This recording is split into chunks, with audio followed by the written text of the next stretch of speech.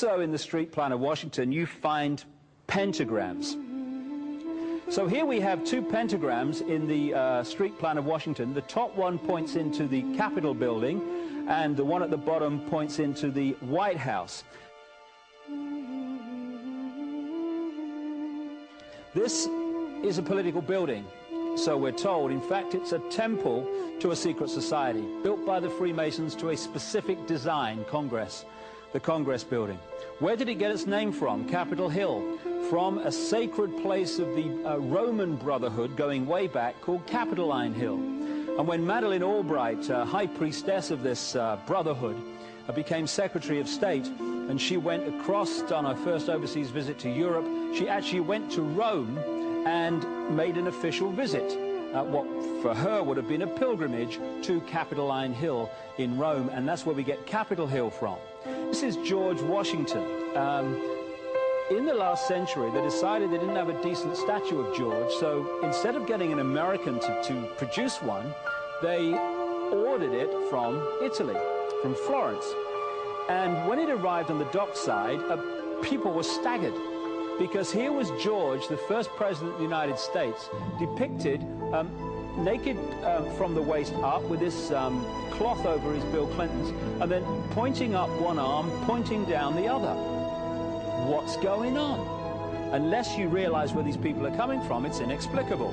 Well, if you just hold that in your mind, arm up, arm down, naked from the waist up, and then Bill Clinton's covered in a piece of cloth, well, this is where it's coming from. This is the ancient depiction of the compilation of the negative force symbol that the Templars worshipped, or the high-level Templars worshipped anyway, called Baphomet. And this is why that they depicted George Washington in that way.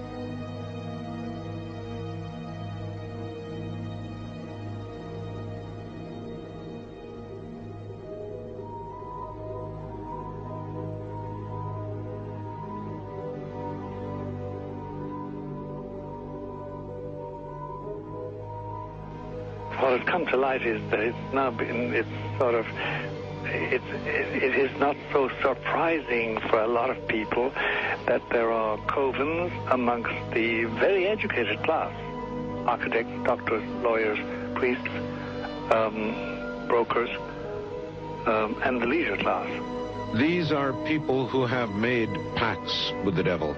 That's right. It's really the best, the more accurate way of describing it would be that they have indulged themselves in the worship of the goat, of the prince, of the serpent, of Satan, of Lucifer, and they lead perfectly normal lives. They're jewel merchants. They travel. They're prominent in their own way, but they do have this indulgence. Father, here's a part of that I can never understand. That has never made sense to me, and that is, if somebody were to make a pact with the devil,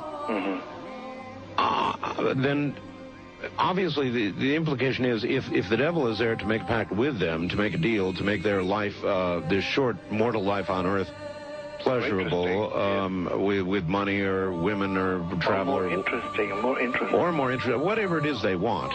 Yes. Then they are aware of the presence of the devil, and they are obviously aware then of the presence of God as well, and they nevertheless make a conscious, stupid, short-term, blind choice to take what they can get in this lifetime. And to embrace one, you must embrace the other. It's not like it's some wishy-washy person. I know you do. It is a very not easy to understand, except when you talk with them, when they let their hair down and peel grapes, as we say, and when they're on their way to being cured of what or healed is the proper word. You find that there's an exhilaration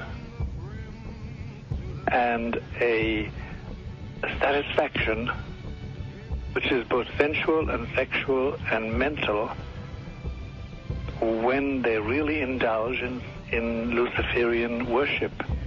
There is a peculiar exhilaration. Like a drug, then?